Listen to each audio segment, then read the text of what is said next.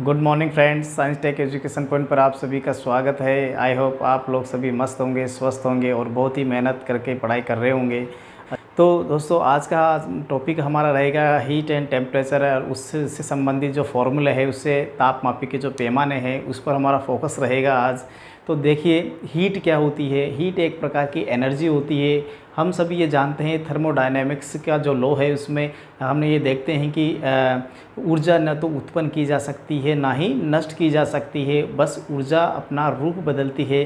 तो ऊर्जा भी एक हमारा यहाँ पर जो ऊष्मा है, ये ऊष्मा हीट का रूप ले लेती है।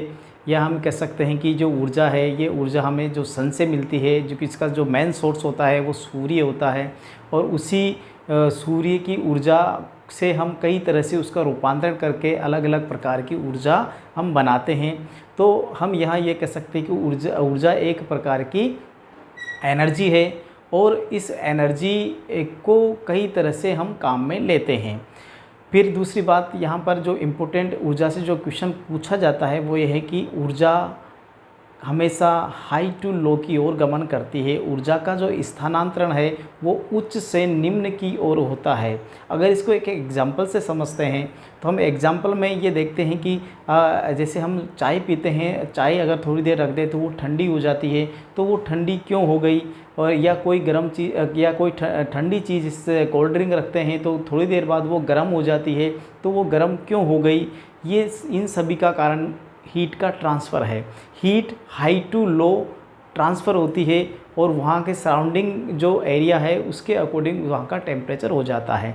मान लो हमने चाय रखी है और चाय रखने के बाद में जो गर्म चाय थी उसको थोड़ी देर बाद वो ठंडी हो गई। इसका मतलब है कि चाय का टेम्परेचर जो ज़्यादा था और बाहर का एनवायरनमेंट का टेम्परेचर कम था, तो उसका टेम्परेचर बाहर की तरफ निकल गया। और जब तक वो निकलता है, जब तक बाहर के टेम्परेचर के बराबर उसका टेम्परेचर नहीं हो जाता। इसी तरह अगर कोल्ड ड्रिंक की बात करें तो कोल्ड ड्रिंक का टेम्परेचर बहुत कम होता है और बाहर का जो टेम्परेचर है वो ज़्यादा होता है।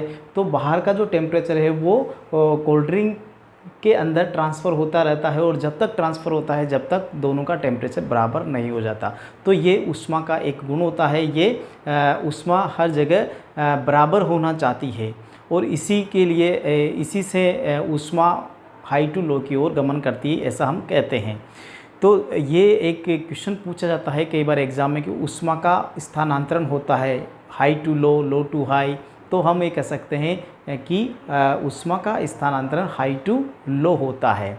फिर हम अगर आगे बात करें तो ऊष्मा है, ये ऊष्मा को ही हम अगर किसी पैमाने से नापते हैं, ऊष्मा कितनी है, कितनी मात्रा में है, अगर इसको हम किसी इकाई से नापकर बता दें तो वो कहलाता है टेम्परेचर। तो ऊष्मा को मापने के लिए कुछ पैमाने बनाए गए हैं और पैमानों के द्वारा अगर हम ये बता दें कि इतनी मात्रा में ऊष्मा है तो उसे हम उसका क्या कहेंगे? ताप कहेंगे, ऊष्मा का तापमान कहेंगे।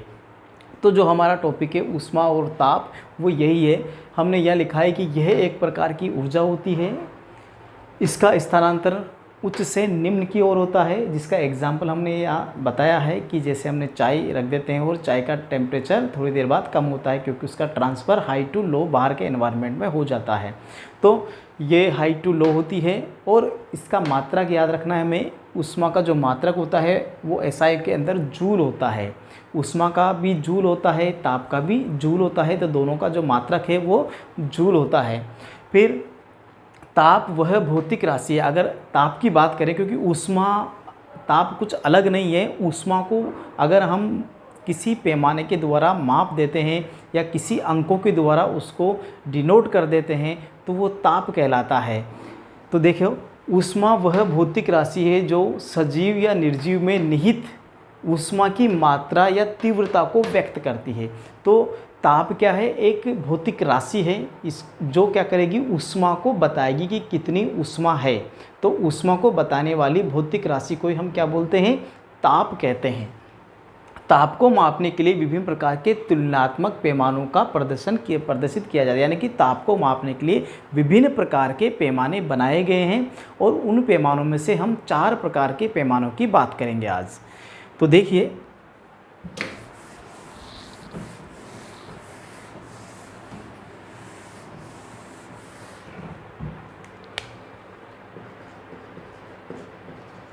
ताप को मापने के पैमाने, ताप को मापने के पैमाने। तो ताप को मापने के लिए 4 प्रकार के पैमाने हैं। पहला है डिग्री सेल्सियस,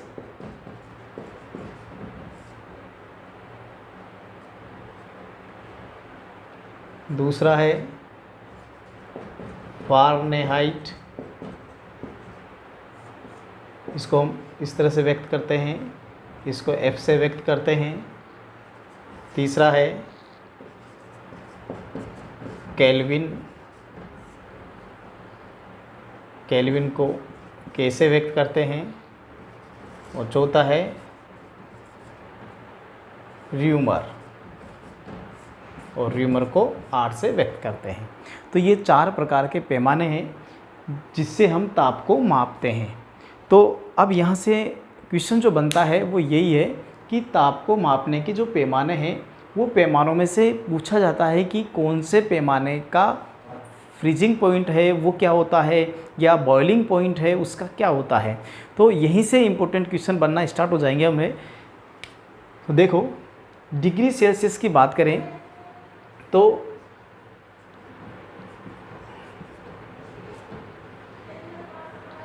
मैं यहाँ पे 2 इसके पाठ्यांक लिखूँगा। एक तो होता है फ्रीजिंग पॉइंट,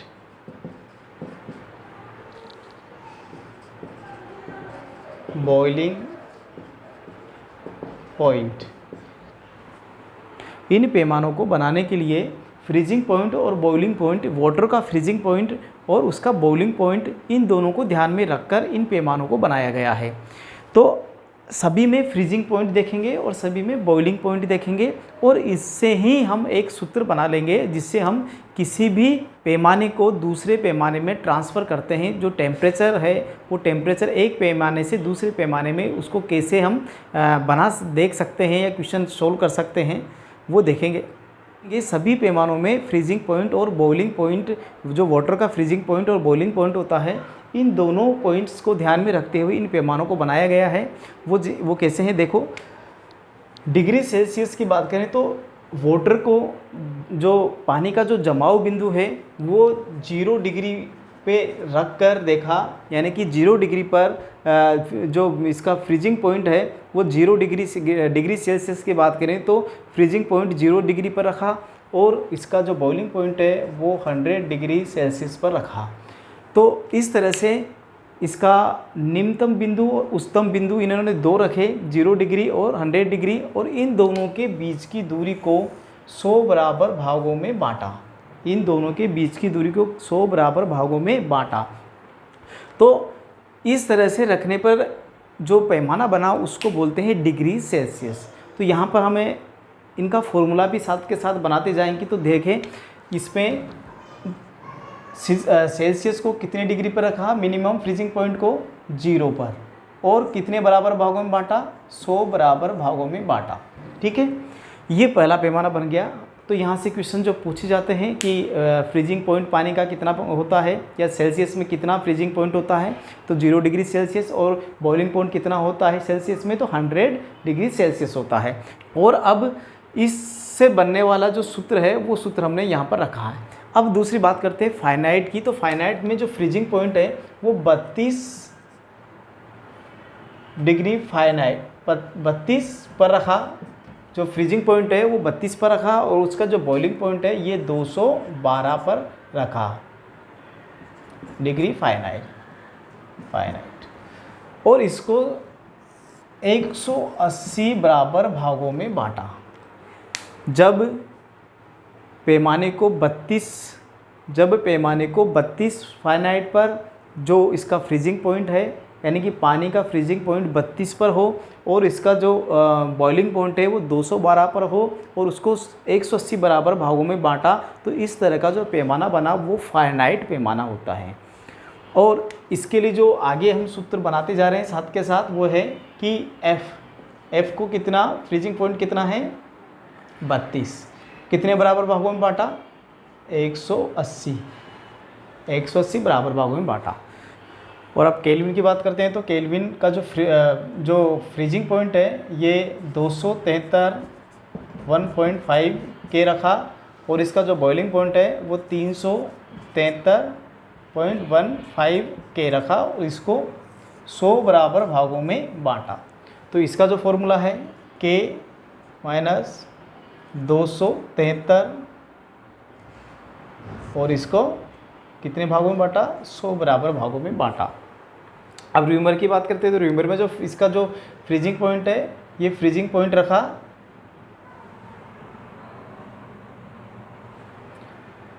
0 पर, और इसका बॉइलिंग पॉइंट रखा 80 पर, और इसको 80 बराबर भागों में बांटा। और इस तरह से जो बनने वाला पैमाना है वो र्यूमर कहलाया।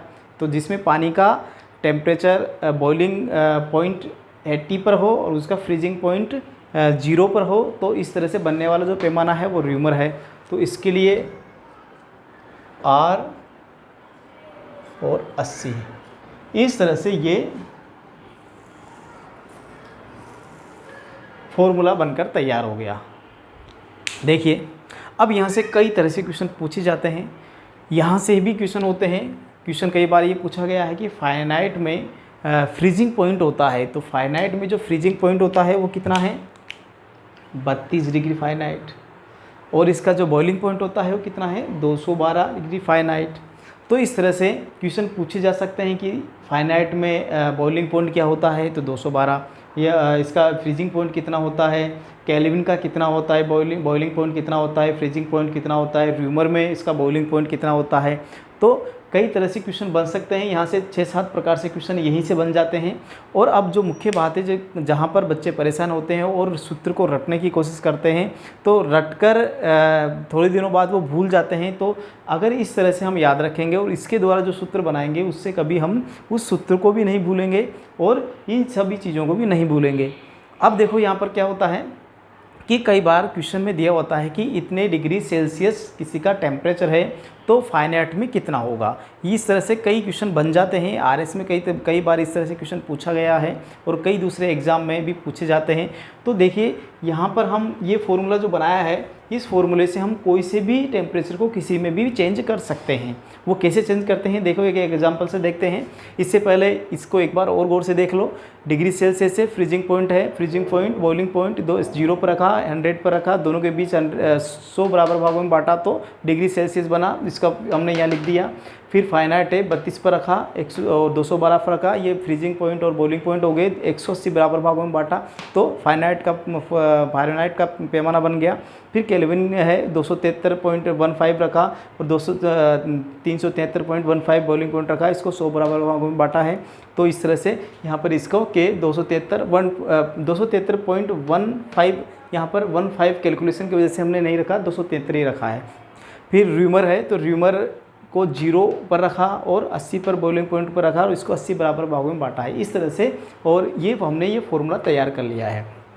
अब इससे क्वेश्चन जो बनता है वो कैसे सॉल्व करेंगे,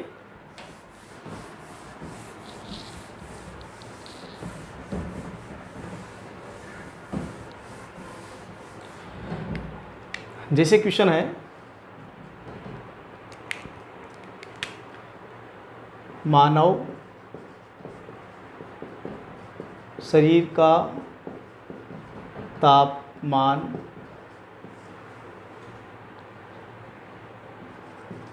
क्या है, उसे फ़ारेनहाइट में बदलिए। तो मानव शरीर का तापमान क्या है, उसे फ़ारेनहाइट में बदलिए। ये क्वेश्चन हमने बनाया है। तो हमारा इसका जो आंसर होगा, तो मानव शरीर का तापमान कितना है, मानव शरीर का तापमान जो डिग्री सेल्सियस में है, तो डिग्री सेल्सियस की बात करें तो इसका डिग्री सेल्सियस में 37 डिग्री सेल्सियस रूम टेम्परेचर होता है। यानी कि जो डिग्री सेल्सियस में हमारा जो टेम्परेचर है वो 37 होता है। अब इसको हम फ़ारेनहाइट में बदलें तो कैसे बदलें, देखो पता तो सबको होता है कि इसको 37 डिग्री सेल्सियस को अगर फ़ारेनहाइट में लिखेंगे तो 98.6 फ़ारेनहाइट आएगा। लेकिन आया कैसे ये हम देखते हैं, और किससे देखेंगे, इस फॉर्मूले से देखते हैं। तो कोई सा भी टेम्परेचर दिया जाए और उसको बदलने के लिए कि इसमें बदलिए, तो दो ही चीज़ होगी। तो अगर दो चीज़ें थी इस फॉर्मूले में के अकॉर्डिंग, इसमें चार चीज़ लिखी हुई है, चारों पैमाने लिखे हुए हैं, तो जिस पैमाने को जिसमें बदलना है वो दो ही चीज़ हमें रखेंगे। जैसे मान लो यहाँ पर डिग्री सेल्सियस को फाइनाइट में बदलना है तो इनको भूल जाना है इधर वालों को, अगर डिग्री सेल्सियस को केल्विन में बदलना है तो इसको और इसको भूल जाना है। तो जो भी पूछे उन दो चीज़ों को ही हमें रखना है। तो अब यहाँ पर डिग्री सेल्सियस को हम फाइनाइट में चेंज करेंगे तो कैसे करेंगे, देखो सी, इसका फॉर्मूला अब क्या बन जाएगा, F माइनस 32 180, ये फॉर्मूला बन गया। अब इनको काटो तो काट सकते हो, नहीं तो ज़रूरत नहीं है काटने की भी। जैसे ये 100 है, 180 है, तो ये कट सकता है, वैसे 20 से कट सकता है, तो 20 पंजे 100, और ये यहाँ पर 5 आएगा, यहाँ पर 9 आएगा। तो हमें इस तरह से नहीं करना है, हमें डायरेक्ट देखते हैं। तो देखो ये टेम्परेचर कितना है, जो सेल्सियस में टेम्परेचर पूछा है, तो सेल्सियस में टेम्परेचर कितना है ह्यूमन बॉडी का, 37 है। तो यहाँ 0 की जगह आपने रख दिया 37, 100। फाइनाइट को ऐसे कैसे रखा, 180, ठीक है। अब क्या ज्ञात करना है, फाइनाइट में ज्ञात करना है। तो जैसा मैथमेटिक्स हमें कहती है, जो चीज़ हमें ज्ञात करनी है उसको पहले ले आओ।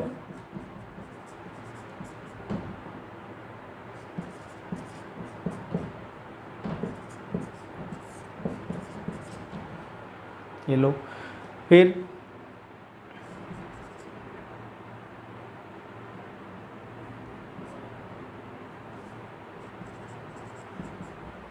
एक 0 से 1 0 गई, कितना आया, 9 7 63,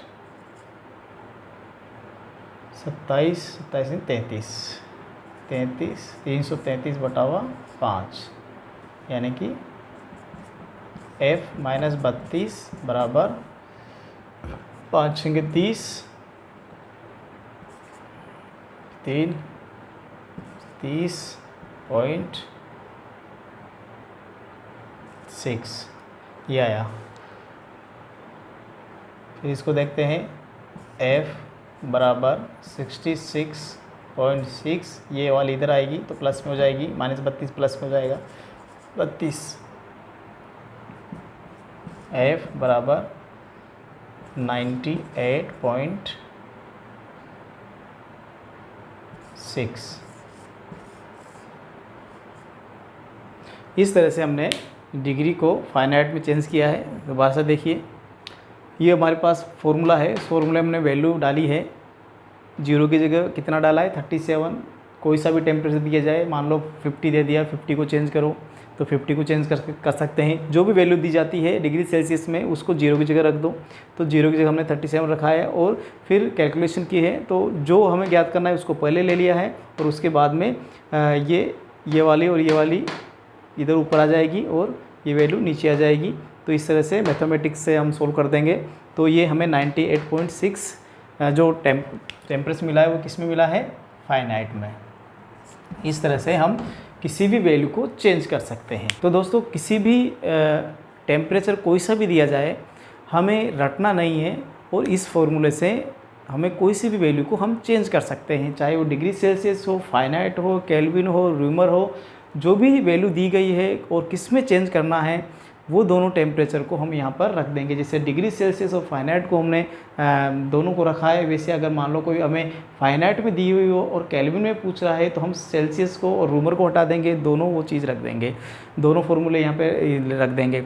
तो इस तरह से हम किसी भी टेम्परेचर को किसी में भी परिवर्तित कर सकते हैं, एक पैमाने से दूसरे पैमाने में उसको चेंज कर सकते हैं।